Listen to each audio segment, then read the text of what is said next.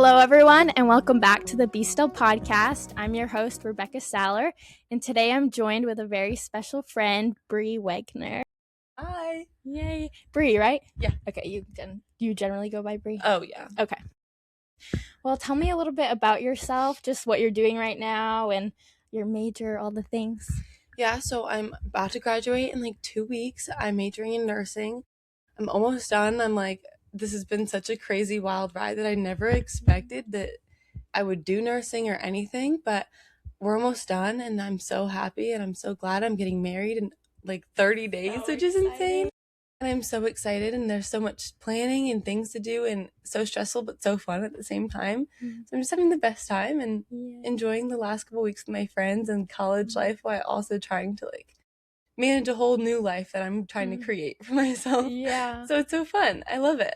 That's awesome. That's so exciting. And that's so true, because it's almost like, not like grieving the end of college. I don't know if you feel this way, but it's like, it's so bittersweet. It's it's like the last time living with your friends. And like for you, yeah, life's going to change so much. Like you're going to be getting married and all of that. So that's so exciting. I know. I keep telling my fiance, Michael, that like no matter what we do, where we go, I'm going to be grieving something. I'm like, my family's somewhere and my friends are somewhere and I can't live with them anymore. It's a weird transition because like we've been living together for 4 years. Like that's a long time to be so used to people and so ready for this life together, and then completely upping and changing it all of a sudden. No, that's so true. Yeah, it's like we just literally like had met freshman year, all of our friends, and then you literally just do life, and it's like, how are we supposed to just go our separate ways after that and like get big girl jobs? No, we are. And yeah, I feel like the grieving thing is so real too, because if you think about it, it's like your wedding is probably the place that you're like all your favorite people are going to be together at one time. Yeah. Like in your whole life. The last time almost. Isn't that crazy? Yeah.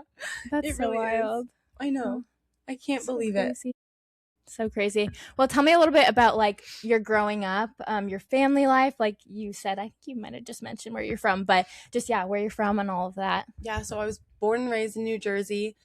My parents are pastors. I grew up in the church. I've always known the church. It's been great part of my life, and I think some pastors' kids have great experience and some really don't. And I feel like I've had an amazing experience where I've seen the Lord just really bless my whole family and me, and I've gotten to see that blessing of the Lord in their lives, and now it's like totally in mine, and it's not my family's faith and my family's journey, but I feel like I've been totally blessed by the Lord even the last year, and that I couldn't even imagine or expect.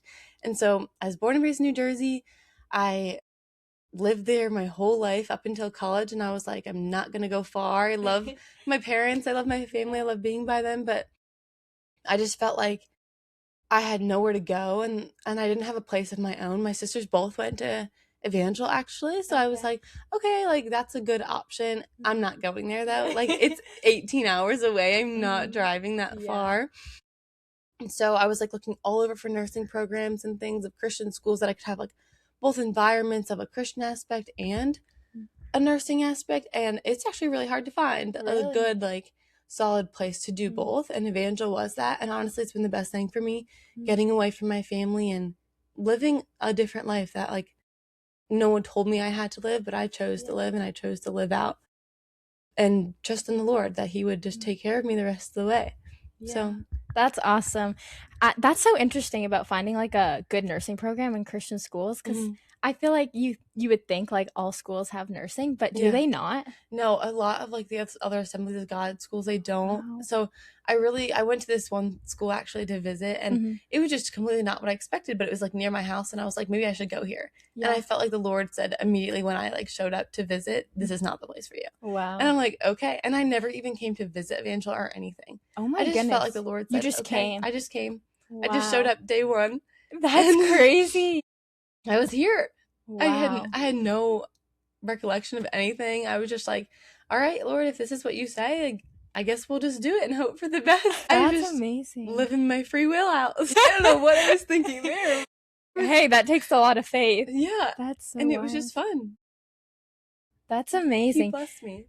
Had you visited Evangel since your sisters had gone here? I came one time for graduation, but I just walked on the campus and left. It wasn't I didn't tour anything. So wow, I did not know that. That's so crazy. I just spawned in out of nowhere. Did it how was the transition like moving from, the East Coast out here? Because it's different. Yeah, it is very different. Yeah. This is like the Bible Belt, everyone Yeah. says, so it's very like Christian, and I love that. I'm like, I'd Yeah. love to be around people that love Jesus. But from New Jersey, like, people are Christians, but they're mostly like Catholics where I'm from. Yes. So it was a very different thing.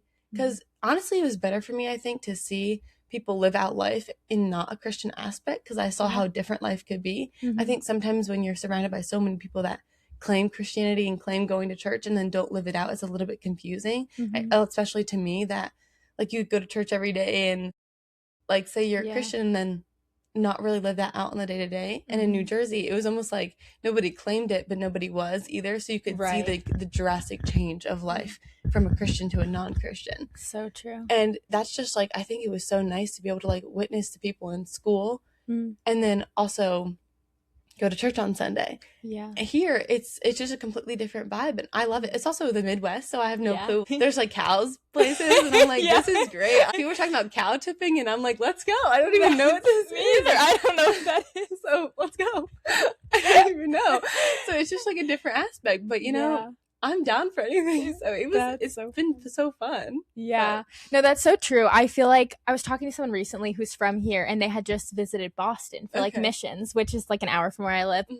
And she was just talking about how, the culture was so different. They were doing street ministry, and she was saying how, people are kind of to themselves. That's kind of how it is, like in the East Coast. But how when they would start up a conversation with someone, it was like they craved that like attention of someone talking to them. Yeah. And I thought that was so interesting, because I'm like, yeah, we really do just go about our days, and we're so like quick pace, all of that. But then it's like people, especially who are seeking the Lord in that community, they are longing for someone to talk to them and just like take a minute, Yeah, and I thought that was so interesting that she like picked up on that.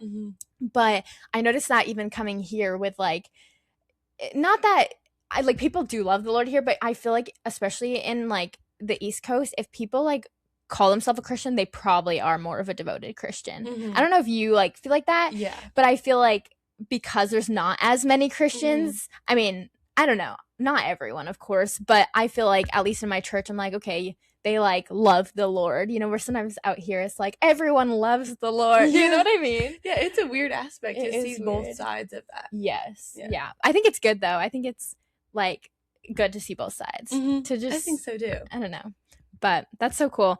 Tell me a little bit about your testimony of just coming to know the Lord. I know you said like you grew up in a Christian home, but like was there a moment where your faith really became your own, or like a pivotal point in your relationship with the Lord? Yeah, so I had always like, grown up in church. So I'm like, I knew, I think, so much Sunday school knowledge about church and the Bible and Jesus and all the things, but I didn't depend on him for anything. I just depended on my parents to depend on the Lord.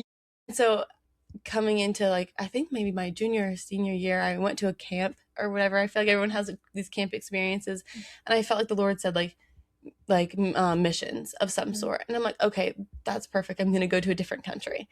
And then a year went by, and I'm like, I don't feel called to missions, and I feel like the Lord just said, you're called to like take a leap of faith and do anything that I say. And I'm like, if that's a different kind of mission field, that's fine, like my mind was so closed to anything that wasn't in my heart or what I already thought my life was going to look like. And so I really felt like the Lord was like, you know what, just like open your heart to anything I say. If I say missions and that means Africa, sure. If that means working in a hospital, which I feel like more called to now, that's fine too. But I feel like that made me really depend on the Lord and be like, okay, I'm going to take this faith as my own and be like, whatever you have, I'm going to be like okay with it, and I'm going to be happy with that, and I'm going to start my life with that core idea in mind of whatever you say, that will be done. That's so good. That's such a good perspective of like just being so open to like what the Lord has. And I think I don't know if you felt this, but I think sometimes growing up in like a ministry family or pastor's kid, I feel like sometimes you can almost feel like people are putting this pressure of like you also going into ministry. Yeah, absolutely. I don't know. Yeah, I don't know if you felt that, but sometimes it's like, oh, are they gonna like just follow what their parents did and stuff? Did you ever feel that? Oh yeah. Growing up, I feel like there's always eyes on me of like I have to do something with my faith, and like being a pastor, being some big thing in ministry was how to do that. And I was like, my sisters are both in ministry. They both went to school for non-ministry things actually, and ended up in ministry. And I was like, in the beginning, I was like, I do not want to. I told my dad when I was like graduating high school that I am not marrying a pastor. Like I did not want any part of ministry, not because I didn't like ministry or the Lord or anything. I wanted my own path. And I felt like that was, let me not be in ministry at all. And honestly, the Lord has just used that for the better and totally changed my mind. But I feel like where I chose to be in nursing and in the hospital, that's a mission field. Like everywhere you go, that's a mission field. I don't think if you're so devoted to Jesus, I don't think you can go a day without doing ministry. So it's been like an odd thing because I was like, oh, I'm never going to do ministry. And now I'm like, I feel like I'm doing ministry just in a different way. I feel like the Lord said, okay, but you will do it this way. But I love it like that, though. Now I'm marrying a pastor, so I'm like, I'm going to be in ministry my whole life, but it's going to be so fun, and I'm so grateful because I feel like the more people are pressing in towards the Lord, the more they do ministry. And so if that means I'm pressing in towards the Lord, like, I'll do ministry every day. Like, I'll totally just lay my life down to do whatever, because if that's what the Lord's called me to do, that's what the Lord's called me to do.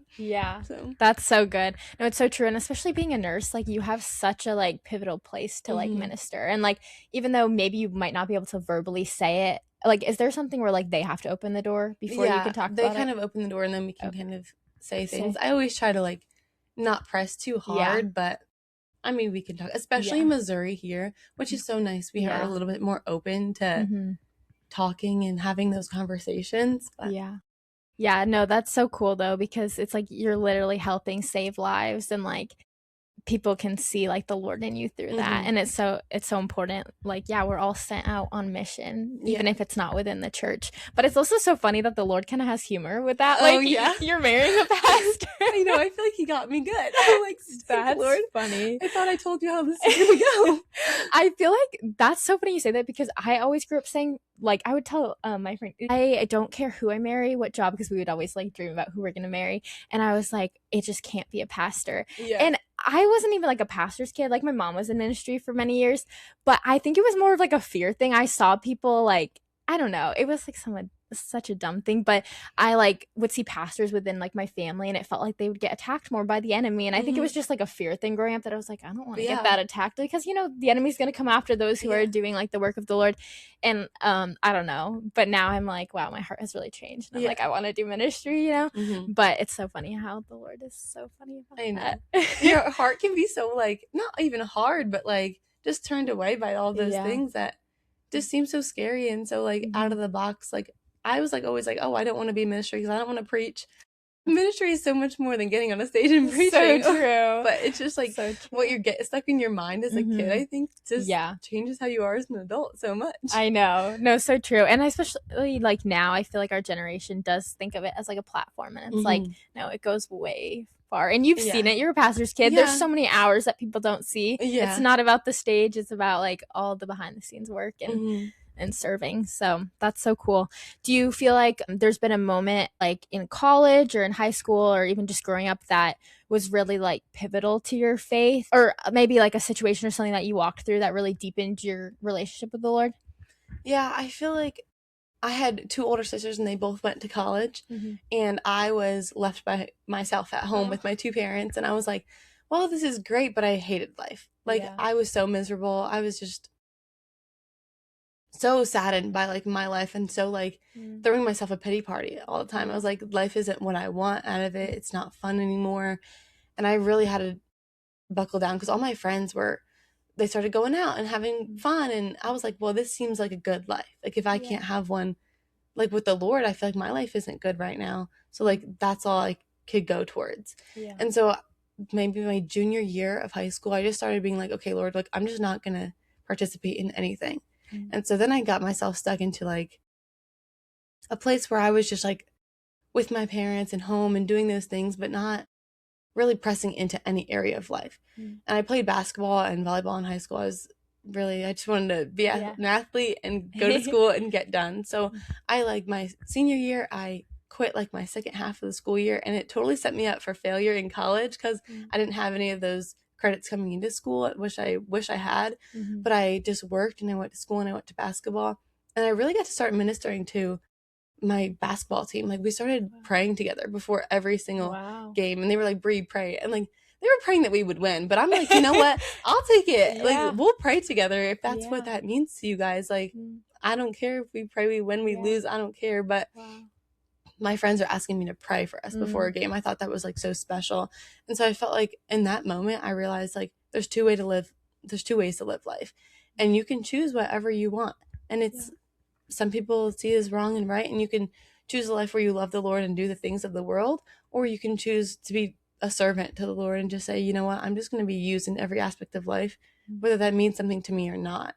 So I just went into school and I was like, you know what, I'm just going to do my best to love my friends and pray for them and just do that and go to church. And I actually lost like so many friends at church because I just didn't want to live like how everyone else did. And even at church, I think that's a really hard thing to do, and not like be friends with people, because I think in high school you just want to be friends with everyone. You just want to have a good time and not cause any chaos. But I was like, you know what? I'm just gonna be myself. I'm not gonna go with the crowd. I'm not gonna be a leader and try to lead all these people or follow them. I'm just gonna be myself. I'm just gonna love the Lord, and if that means I don't have any friends right now, that's okay. And I feel like the Lord just was like totally blessed that. And the moment I came into college, like I was blessed with a random roommate that I'm like best friends with now, and I'm like, this is insane, because I asked for like one friend. I was like, Lord, just give me one friend, and He just blessed me with a multitude of them. That's amazing. That's so cool. And I love what you said about how, you know, you just like chose to follow the Lord and not do what everyone else was doing, because it's so easy, especially in high school. I feel like you just want to fit in with everyone, and you don't want to like stand out and do your own thing. But that's so important, especially like I feel like in our generation, it's like so many people just want to be accepted and liked, and standing out is like the Lord, like you said, honors that. It's so beautiful. That's so cool about your basketball team. Like the praying. I know. They call me like Christian girl, and I'm like, you know what? Whatever. I am a Christian girl. I love the Jesus. So nothing to be ashamed about. No, that's so cool though. Like what an opportunity. And like even like you said, they're praying to win, but it's like you don't know what seeds were being planted in that moment too. That's so cool. Was your school big? Oh yeah. I graduated, I don't even know, maybe like 600 people was my graduating class. So wow. Yeah, like as big as Evangel, I feel like. True. Yeah, like our graduating class is like that same amount. That's wild. So that's huge. That's super cool. Tell me a little bit about, we're gonna transition into like relationships and stuff, but I know when we first met our freshman year, I think we met a few weeks into college, which was so crazy, and there was like a connection with like one of your cousins that I knew. But tell me a little bit about like kind of like your relationships or coming into college, and if you had dated anyone and things like that, and then like transition to meeting your fiance. So I came into college, never dated anyone. I was determined my freshman year to not date anyone either. I was like, I just wanted to come in and have like a fresh start, no boy drama. I felt like there's so much boy drama growing up, and everyone's competing for guys and whatever. And so I was like, let me just find friends my freshman year. I think that was the best thing for me, because I found amazing friends that were totally the opposite of what I felt in high school. And that was amazing. So I just found some amazing guy friends and girlfriends, and we all started hanging out, and it was just a blast. And actually the first week of school, we do like a thing called launch. And so we had like these upperclassmen as our leaders and things. So my fiance Michael was my launch leader, actually. Whoa, I did not know that. For like a day. And my launch group was just like not for me. I didn't find anyone really in there. So I got rid of my launch group and I went to another one with my roommate. And I felt like I've met so many people and things. But so I actually met my fiance my first day of college, which is so weird. And then I didn't talk to him again for weeks later. And we started just like hanging out in groups of people. And honestly, I think it's so cool to be in an environment. Like everyone says it's an evangel bubble, but honestly, it's great to be in a bubble sometimes. I think sometimes it's the perfect thing in life that you need. You need to be like surrounded by Christian people that have Christian conversations that you wouldn't have thought to have with people in the secular field or whatever. So I just started like really deciding like, hey, what do I want out of life? What do I want in a guy? Because I did come to college, and we're all at the age where we're like, oh, we want to find people to date and to marry and all the things. So I'm like, what do I want from a guy? Like, because I told myself I didn't want a pastor. So I was like, how can I narrow this down to find a good Christian guy that's not a pastor, that does a certain thing that I want? And then I just felt like the Lord was like, okay, just wait on me. Like, there's no need to rush into finding a guy. And I'm like, okay, totally valid. Yeah. I won't. So the first year I just waited it out, and I started hanging out with Michael, actually. And we started to get to know each other in just a friend group way. And we told each other, like, we are not going to be anything more than friends. Like, we are just friends. And so we both, I think, put that in the back of our mind. But then, like, definitely some feelings started to develop. And I was like, no, we're friends. Like, he sees me as a friend. I see him as a friend. So nothing will happen. And then my sophomore year came around, his junior year, and we just a flip switched, actually. Like, I think we both were like, we're so ready to find somebody that we could do life with, that we could grow together with. And there was such a different relationship that I've ever had with anyone else, like girls or guys, in my whole life, that I felt like, wow, you're so different to me. Like, he felt like home to me. And I'm here, it's like I'm 18 hours away from home. No one else has felt like home, you know? So just talking to him, like, we're raised really similarly. Like, he's from a pastor's kids home. So it was a whole thing. But we have, like, every belief that we talked about, every encounter that we talked about, it was so similar. And I was like, to have to say something and not have to explain yourself at all to somebody, and they just, like, click and get it. It was crazy. But I was still like, we're friends. Totally. We're not gonna be anything more than friends, but we would hang out all the time. And people were like, oh, they're just like, they're gonna get married. And I'm like, no, we're actually just genuinely talking. Like, this guy is cool. Like, I just like him. I was so oblivious. I just convinced myself that we were gonna be friends. So I couldn't get myself out of it. But it was so good to honestly be friends for so long and just get to see him in everyday life and with people, because I found a lot of things in him that I would have never expected or said I wanted out of a guy. But now that I see him, like, interact with people and love on people and, like, serve people, I'm like, wow, like, that was so much more important to me than I would have picked. If I could build a boy, I wouldn't have done that. And I feel like the Lord, like, designed him for me. So to see, like, what I had in mind and then what the Lord has in store is crazy, because it's like, I would have never picked that. And now that we're here, I'm like, I could never have anything else. Like, the Lord literally probably designed you in the womb for me, I feel like, you know? And I just am so blessed by that. But at the same time, I'm like, this is something that you could never experience on your own, you know? And I always thought, oh, I'm gonna find somebody on my own, and then, like, we're gonna, like, be in a relationship and, like, both love Jesus, you know? Because that's how it feels like it should be. But I feel like it's been so crazy to be both running after Jesus so hard that you fall in love, you know? It's just been so odd, but it's been so, like, designed by the Lord. That's so beautiful.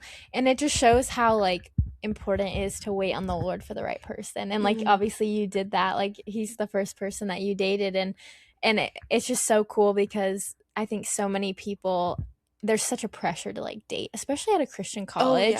It's like ring by spring and all the you things. have to find your husband here. And I'm like, no, that's crazy. And, like, it's a joke, but, like, some people, they're not joking. It's real. And it's just, like, there's such a pressure, I don't know, just to have a relationship. And so it's cool to be like, I waited and the Lord designed this person specifically for me. You know, like, that's just so cool, because I don't know, I just think when you wait, like, on the Lord for specifically what he has, like you said, like, you thought, oh yeah, I want to find someone and, like, love the Lord with them, but, like, he, like, designed them for you. And probably so many things that, like, that he brings into your life and you bring into his that you guys didn't even know each other needed either.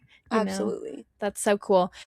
Since you hadn't, like, dated anyone or anything, was there any, like, surprises, or I don't know, I feel like I like surprises into like going into dating, because I think I've heard, like, both ways, where some people are like, well, I'm glad I dated people in high school because I, like, learned some things and I knew what I wanted. But then there's that other, like, spectrum where people are like, I'm glad I didn't date because, you know, it's just, like, one person, and also, like, I observe people around me. Like, how did you feel going into dating? Like, were you prepared, would you say? Like, did you feel like I don't know if that makes sense. Not at all. I feel like I was not prepared. I didn't know what was going on. I thought it was going to be, like, a glorified friend. Okay. And I feel like if you're a good friend, like, you can have a good relationship, you know? It is not at all what I anticipated. Going into it, I was like, okay, well, we can just, like, talk and communicate, get on the same page, and we'll be good for life. I was like, why do people, like, get in so many arguments and fight all the time? I'm like, oh, I totally ate my words. Like, little do I know. Like, there's so much growing in a relationship. And we're actually in marriage counseling right now. And we just had a session the other day and they were like, marriage makes you holy. Like, it doesn't make you more perfect, or it makes you more Christ-like. And I'm like, it's so interesting how like a relationship of two people just diving into each other could become more holy, more Christ-like, you know? Yeah. And it's been really difficult, I actually feel like, for me. I have enjoyed dating, but dating was the best thing, I think, actually. It's so fun. It was so like sunshine and rainbows. Yeah. But being engaged and like doing that as well, that's been like a very different thing that I didn't expect. So Yeah. I think there's so many different aspects of life that you go into and you're like, okay, I wish I could have had prior experience in that, like dating and having conversation with people and understanding people. But at the same time, it's so unique to date that one person and be like, okay, you know what? Like, all my attention, all that I've ever known is on you. And I think it's so hard, but at the same time, in 50 years, you're like, wow, I waited for you and the Lord provided you for me, and like we've grown so much together, and it's just been me and you. Like, we don't have anyone else coming into our relationship or taking anything from that. Like, it's just me, him, and the Lord. Like, there's nothing else to it. And I love that. But at the same time, it doesn't mean that if you didn't have relationships that didn't work out, like the Lord blesses those too, I think. So I'm glad I didn't, because I do feel like as you're younger and dating and exploring and doing things, you're like, you can fall into temptation or just do things that you probably wouldn't do if you were matured and an adult and things like that. And it's even hard to not do those, like, not just fall into dumb things, like petty things that you just like wouldn't do as a kid. So I think it's just different growing with somebody and being just fully devoted to like, okay, we're gonna make each other better as people. I think when you date younger, you're not like, okay, let's make each other better. It's like, how can I suit my needs? How can I find someone like that could fit into my life? But his, like, when we're at right now, I'm like, how can I fit into your life? Like, how can we like mesh together? How can we become one? Like, that is a different aspect of dating. Especially people say like date to marry, like to date for marriage and things. And of course, like, you always have that in mind, but it's hard to do that. It's hard to like go into dating and be like, okay, I'm gonna marry you, or I think I'm gonna marry you. It's a big pressure, I feel like, that a lot of people have. It's not, it shouldn't be pressure. It should be, how can I grow closer to the Lord? Can this person help me do that? And if it is, like, I think that's a great experience for you to have, you know? So no, that's so good. I feel like the dating to marry thing, I used to be so like pro that, because I was like, because some people do just date around, but I also agree, I think there's sometimes too much of a pressure where it's like, okay, you're dating them to know if you want to marry them. You don't have to go on your first date and be like, I'm marrying this person, you know? And I think that it's so easy to put that pressure on, and it's like, no, you're dating, either you date and it ends up in marriage, or you date and you figure out, okay, you're not the one for me, you know? And like, that's the purpose of it. What would you say has like surprised you most about being in this season of life, like in engagement? So dating, I just said, like, that was so fun. I felt like I just had the most fun time with Michael, and we just grew as people, and we just enjoyed life together, and that was so much fun. I expected engagement to be like elevated in that same thing, especially like, oh, it's so much fun, we get to plan a wedding, all the things. Let me tell you, it has not been. It has not been how I expected in the slightest. I was like, I'm just gonna be on cloud nine, having the most fun. This has been like just a crazy unique experience, I feel like, for me. But I would say that dating has been like so fun. It's so easy. Like, it just felt so natural, and engagement has felt so much pressure and so much like we have to figure things out and get our life together and figure out graduating and moving and staying here and what we're going to do with our life and getting married all at the same time. And I think we have so many like life factors going on at the same time with families and just a unique perspective on life. But at the same time, we're like, we do want to get married and we want to like love each other the best we can. And so I think there's so much pressure to figure things out before you get married, so that you don't run into things later. But ultimately, you're going to run into things later anyway. So I'm like, you know, we're just going to have a fun time and enjoy it and do the best we can, you know? And so I feel like every day has been especially a struggle for me. I feel like Michael has like been like, oh, like, this is great. I feel like my head is about to blow off. No. I'm like, okay, well, we're just going to figure this out, you know? But I feel like there is such a change, and some people maybe not in engagement and dating, but for me, it's been such a change of like what you want in life and what you want to do together and where you want to live. I think right now we're just trying to figure out where we want to go, you know, and we don't feel like the Lord has called us here for this time, and we're like, our time is a little bit over here, but we have no idea where we're going, and we're getting married in a month, and we're like, no clue where we're going. And I feel like the Lord just said to me, be patient. But it's really hard to be patient when you have to be patient with another person in mind too. And so I've always done my life just me. And I didn't ever have to like factor anybody else in. I think the same for Michael. He's always just done his life and he's never had to factor me into it. And now we're like, how do we do life and factor each other in at the same time while also making the Lord a priority? Because I want to like make him a priority and I want to make him, and he's right in front of me, so it's easy to do that. Like, what does he want, and fulfill that for him. But it's hard to be like, okay, this is what the Lord's told me. Has the Lord told you that too? Or like, we on the same page? Or are we supposed to do this? Like, I think I'm always in my head like, is this the right thing? You know? And I feel like the Lord has confirmed it over and over every time I doubt. But it's hard to not stay in your own mind and be like, okay, what do I have for myself? What do I see? Because I see other people and they're like going off and doing great things. And I'm like, well, what does that mean for me? Like, I don't want to just follow a man around my whole life. I don't want to just do that. So I'm like, oh my goodness, panicked sometimes. Like, but I almost forget like what the Lord has in store and already has told me. So it's hard to remember that sometimes and be like, okay, I can move forward knowing the Lord has told me this when there's so many other things like clouding my brain and my mind. And I have school, I'm graduating, I'm moving, I'm getting married all in like the span of a month. So I'm like, I have so many things on my focus, but I'm like, you know what? Lord has to be my focus, but it's so easy to get off track for me. You know what I mean? So it's been so much fun. But at the same time, I'm like, I'm so ready to be married and done with this season.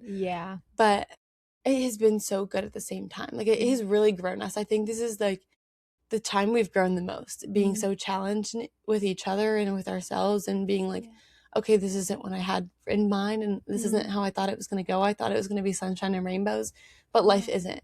And so it's hard to be like, okay, life isn't. How can you still love each other and put each other first and be patient with each other and like have a good temper and all the things? Like, I think the first thing to go sometimes is like, it's just easy to be angry. It's easy to hold resentment on somebody else and easy to act not loving, you know? But the Lord doesn't call us to that. And I had to remember, like, even with like a spouse or something or a friend or in any relationship you have, like, you still need to like have the fruit of the Spirit. I'm like, I think it's so easy to be patient with my friends, but then when it goes to Michael, I'm like, all patience out the window. So I'm like, I'm really like being challenged here to like, you know, not only be like a good Christian to people I know and I'm close to, but also like the people I do everyday life with, like Michael. Like, that's such a hard thing to do. And I think for me, it's like, it's not easy to be like, okay, I'm just going to be Christ-like to you every single day. Because every day we don't feel like, oh, I want to be Christ-like. You know what I mean? Like, it's hard to remind yourself of that. But I think being with somebody all the time, it's like, okay, like, they push you to do that. Like, a good Christian person, like, they'll push you to be like, you know what, that's not right. Like, to really refine your life. And sometimes it's really uncomfortable to refine things in your life that you've done your whole life. Like, that's all I know sometimes. And he's like, well, this is like a better way to do it. And I'm like, well, you're so right, but that's hard to get to. So like, trying to figure out how to become better people and better Christians individually and together has been a really difficult thing, you know? And I think it's just a little taste of like how marriage will be and how life will be. And I think that's great because we've grown so much. Like, it might have been a little bit rocky, but we're getting there, you know? We're growing together. And I think every time you do that, you come closer to each other. Like, every fight you have or every argument or disagreement or anything, you come closer together and be like, you know what, we're unified, we're one. And it's weird to do that because I've been single like my whole life. I've never dated anyone, so I've never had to be unified with anybody. So I'm like, this is how I do it. And it's hard to like let somebody into that. And I think for me also during this time, like, I was always raised to like be under my parents' wing. And they always like protected me in that, and they always said like, until you get married, like, we have you. You know? And so that's always been like a nice thing for me. And Michael doesn't really like, not that I need to be taken care of by any means, but he doesn't really like have me until we're married, like, fully. So I feel like I'm in a weird like in between spot of like, I don't really have a home. I don't really have like a place to be. Like, I'm not with Michael. I don't have that security of like being with them, but I also don't have my parents anymore. So I'm like, this is like a weird in between spot. Like, me and Michael had just recently talked about this, and it's a weird place because I'm like, okay, I just want to go home. Like, I'll just be upset. I just want to go home. And he's like, well, where? And I'm like, I don't know. I don't know where I want to go. Like, I don't necessarily want to go to my parents' house. I just want to feel at home. And I feel like you can only feel at home when you're like, okay with where you are with the Lord. you know, and like, Yeah. because you can be in a million spots, but like you're never gonna feel like at peace and at rest if you're not with the Lord. At least for me, because I've known the Lord like my whole life. So when I'm not with him, it's like so evident in my life that like I'm off track right now. Yeah. You know, so like it's just a weird in between spot of you're not dating, you're not married, and you're trying to figure out life for yourself, but also it's like it's not your life anymore. Like we're called to like lay down before the Lord, and if we make a commitment before God to marry someone, like we're laying down to that person too. Like that's just an odd thing, because you would have never, I think I've heard that my whole life, but I think when you're actually living it out, it's so different than what it feels like it would feel like. Yeah. That's so good. There was so much good stuff that you said in that.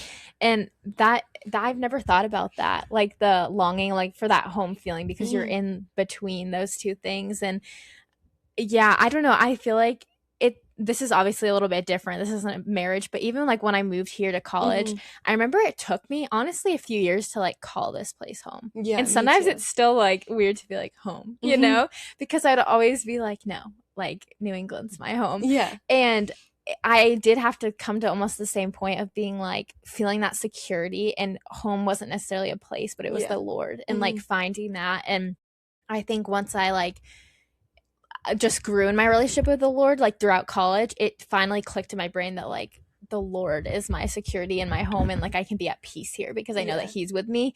And I think it took me a little bit to get to that place because I had struggled with like homesickness and stuff when I was here. And so I think that like really changed. But that's such an interesting perspective of like being in that in between of like engagement and stuff. But what would you say to like the person who maybe is listening, who, you know, maybe is struggling to wait on the Lord for the right person, or is just tempted to be like everyone else and just date the people that they know maybe isn't the person that God has for them? Yeah, I think it's a really hard thing to do that and wait on the Lord, because everything in the world says like there's no reason to wait. Like find a guy, just date around and do those things. But I think you find so much enjoyment when you find the right person. And that might mean like good friends right now. That might mean like a great job right now. And I think the Lord is always blessing us with so many great things in life, but we choose to like ignore the good things and focus on the bad things that like we want out of life. Like right now, sometimes I'm like, oh my goodness, I just want a good job. I just like feel like the Lord's not doing anything in my life. But I'm like, oh my goodness, I'm getting married to the love of my life. Like, how did that go out the window? Like, how did I forget about that? But I think sometimes when our eyes are so focused on what we have in mind for our life, we get so off track, you know, because it feels like the Lord isn't moving in this one area of our life, but he's moving in all of the rest of them. So I would just really encourage like them to not focus on a guy right now. Like maybe that means something else in your life. Like maybe the Lord's doing something and you're missing it. You know, you never want to miss what the Lord's doing in your life because you're so focused on something internal. A boy is not important at all, you know, but like a marriage and a life together is. So I think like setting yourself up for a marriage that you want for it to be like the wife that you want to be or the husband that you want to be, I think that helps so much when you do walk into that life together. Because like I even think back and I'm like, I wish I would have set myself up better. Like I wish I would have done more things to be like, okay, I can be a wife to someone. I can be like a spirit-filled mother to someone, you know. Like I want to be like that prayer warrior for like my grandkids. Like how can you do that? Like you need to pray now. Like we can't just be praying for, hey Lord, do what I'm asking, but like, hey Lord, like just move in my life. Like just transform my heart and like set me up for that person that I'm going to be with. Because like the Lord knows your desires, you know. So like if you have a desire to be married and do all those things, like he's going to fulfill that for you. I believe that 100%. But at the same time, like that might not be in his timing. And if that's in your timing, I think you're going to get it wrong 100% of the time. Like you can never do something in your timing and not the Lord's. I think you'll just get knocked down on your face. And I think the Lord will pick you back up and get you aligned. And I think that's the beauty of growing. But I think the beauty of just trusting in the Lord with everything is, you know what? This might be uncomfortable. And it might be really hard and I might cry a lot about it, but we're going to move forward and we're going to just find the good things in life and find what the Lord's blessed us with right now and hold on to those things and believe that he's done it here. So he'll do it in the parts that I desire to. Yeah. Wow. That's so good. So, so good. Yeah. It's so easy to focus on that one thing that we want from the Lord and forget all the blessings that He's given us in the midst. So that's so good. I want to end with just one question. I ask everyone because it's the Be Still podcast. What does it look like for you personally to be still before the Lord? I think it changes in every like circumstance and place I'm in my life right now. I feel like the Lord specifically told me to be patient, and we're trying to move and figure out what to do with that. And I feel like the Lord's really speaking through me for the both of me and Michael, actually. But I feel like it's like I just want to figure out where we're going and make a decision. And I think being still right now just means not trying to make any decisions for myself or for Michael or for our future, but like just really wait for the Lord to ordain each step. And that might really be torture for me, I think, sometimes, just trying to like plan out our life and figure things out and not like be late on the game. But I think the Lord said to be still in what I have, and it will come. As we walk along, you'll find it.